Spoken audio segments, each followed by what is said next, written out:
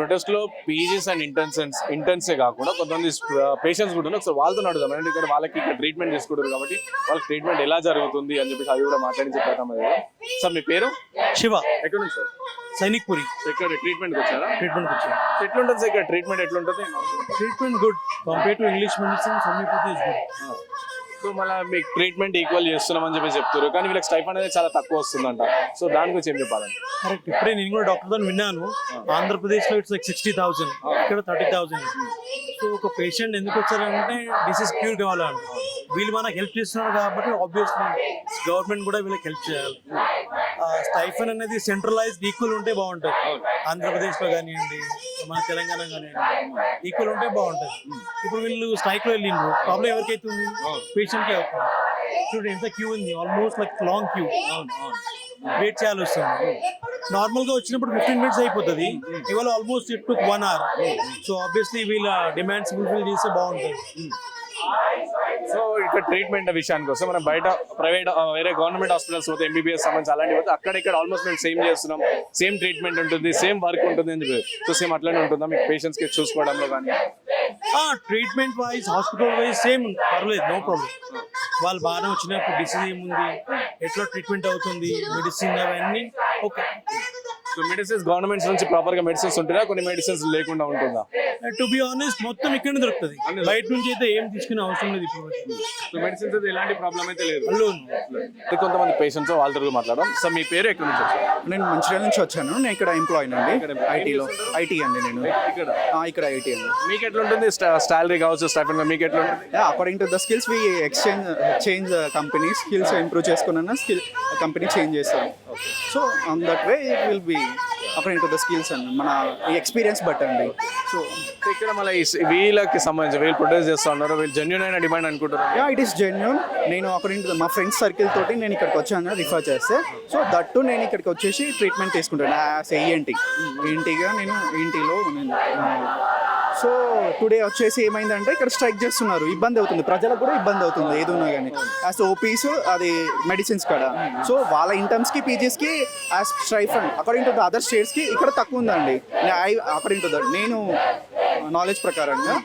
So వాళ్ళకనగా ఇంటర్మ్కి పీజీస్కి పెరిగితే బెస్ట్ కదా, ఇదంతా ఇబ్బంది ఉండదు కదండి, వాళ్ళకి కూడా కొంచెం బెటర్ టు గో. సో ఇలా స్ట్రైక్ చేయకుండా వాళ్ళకి 4 days నుంచి స్ట్రైక్ చేస్తున్నారు కదా. సో అది లేకుండా పేషెంట్స్కి అకార్డింగ్ టు ఫ్రీగా ఓపీస్ చూడడం కానీ ఇక్కడ మెడిసిన్ కదా అలా ఏమి ఉండదు rush. So that is good. వాళ్ళకి పెంచితే బెటర్ టు కదా దట్స్ ఇట్. మేము ఇక్కడ 4 months నుంచి వస్తున్నాం సార్. ఇక్కడ బాగా తగ్గినాయి, నాకు హెల్త్ ఇష్యూస్ తగ్గినాయి. వీళ్ళకు కూడా మంచిగా చేస్తున్నారు వీళ్ళ హాస్పిటల్లో. వీళ్ళకు కూడా అన్ని తీర్ల సహాయం చేస్తే ప్రభుత్వం మేము మంచిగా మనకు అందరికీ ఆరోగ్యం మంచిగా అవుతుంది కదా, మంచి స్పందిస్తే బాగుంటుంది గవర్నమెంట్.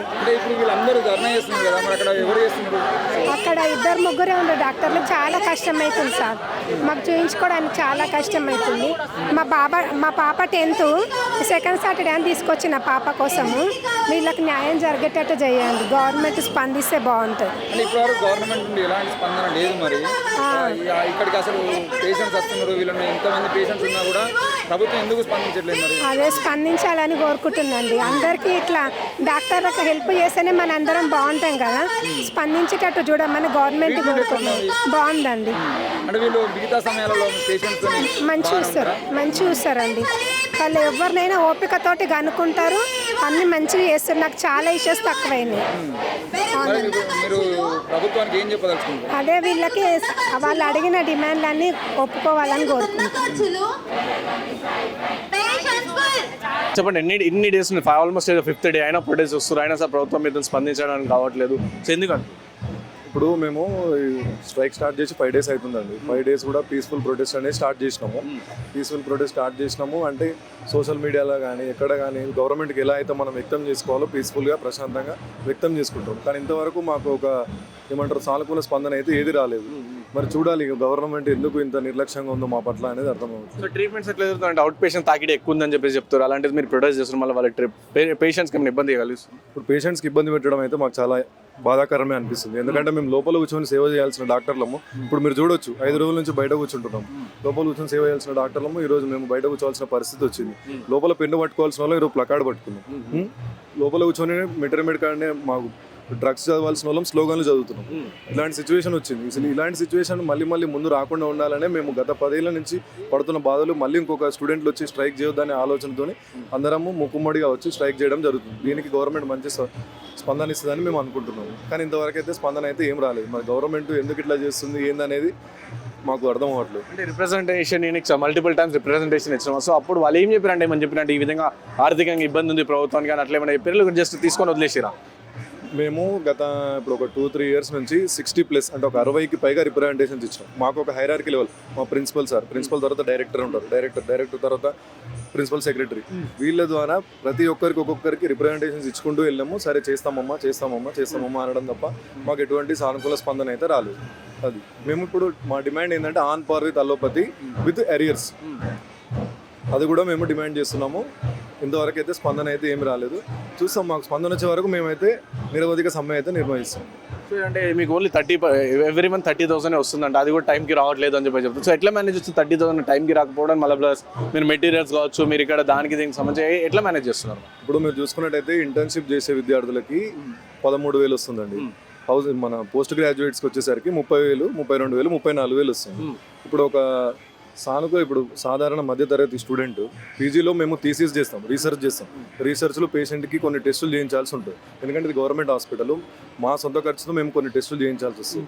అవి మేము టెస్టులు చేయించడంతో పాటు మేము మెటీరియల్ కొనుక్కోవాలి, బుక్స్ కొనుక్కోవాలి. ఇవన్నీ కొనుక్కుంటూ ఇప్పటికీ కూడా మేము దురదృష్టం ఏంటంటే పేరెంట్స్ మీద డిపెండ్ అవ్వాల్సి వస్తుంది. ఒక్కొక్కరికి 27-28 ఏళ్ళు వచ్చినా కూడా ఇంకా పేరెంట్స్ మీద డిపెండ్ అయ్యే సిచ్యువేషన్ ఉంది మాకు. దానికి మేము చాలా బాధాకరం ఫీల్ అవుతున్నాము. కానీ చూడాలి, ఇప్పుడు మేము ఏంటంటే ఆన్ పార్ విత్ అలోపతి వస్తే మాకు చదువుకోవడానికి కానీ, పేషెంట్లకు చేయాల్సిన ఎగ్జామినేషన్స్ కానీ, టెస్టులు కానీ, మా యొక్క నీడ్స్ కానీ అన్నీ ఫుల్ఫిల్ అవుతాయని కోరుకుంటున్నాం. అంటే ఏమైనా డిఫరెన్స్ ఉంటుందా? బికాస్ వేరే స్టేట్స్తో కంపేర్ చేసుకుంటే వాళ్ళకి ఎక్కువ స్టైప్ అనేది మీకు తక్కువ ఉంది, అట్ ద సేమ్ టైం వాళ్ళ MBBS వాళ్ళకి డిఫరెంట్ కూడా మీకు తక్కువ ఉంది. అంటే పని చేసేది సేమ్ అంటారు మీరు, ట్రీట్మెంట్ ఇచ్చేది సేమ్ అంటారు, మళ్ళీ ఈ వ్యత్యాసం ఎందుకు ఉంది అనుకుంటారు మీరు వాళ్ళకి? ఇప్పుడు అదే అర్థమవుతుంది. ఇప్పుడు వేరే స్టేట్లో చూసుకుంటే ఆయుష్లో ప్రతి ఒక్కరికి 50,000 పైనే ఉంది. మన దగ్గర మనం ఇంత డెవలపింగ్ కంట్రీ అంటారు, మన డెవలపింగ్ స్టేట్ అంటాము తెలంగాణ. ఎందుకు రైజింగ్ తెలంగాణ అంటున్నాము కానీ మేము రైజ్ అవ్వట్లేదు, ఆయుష్ డాక్టర్స్ రైజ్ అవ్వట్లేదు. చాలా బాధాకరంగా ఉంది ఈ సిచ్యువేషన్. అంటే ఇక మేము రోజు చెప్పుకొని ఇబ్బందికరంగా ఉంది. కానీ చూడాలి. ప్రభుత్వానికి మేము చేసే డిమాండ్ ఒకటే అండి, ఆయుష్ పీజీ వైద్య విద్యార్థులకు on par with allopathy stipend along with arrears ఇవ్వాలి. ఇంకొకటి ప్రాపర్ ప్రతి మంత్ గ్రీన్ ఛానల్ అంటే ఎవ్రీ మంత్ స్టైఫండ్ పడిపోయేటట్టు చూసుకోవాలి. ఎందుకంటే ప్రతి మంత్ రాకపోతే మళ్ళీ మేము ఇంకొకరు వచ్చి అడగడము చేయడం కాదు. ఇప్పుడు పెరగడమే కాదు, పెరిగింది కూడా సమయానికి పడాలి కదా. సమయానికి పడకపోవడం కూడా మాకు చాలా ఇబ్బంది అవుతుంది. గవర్నమెంట్ మేము అదే కోరుకుంటున్నాం.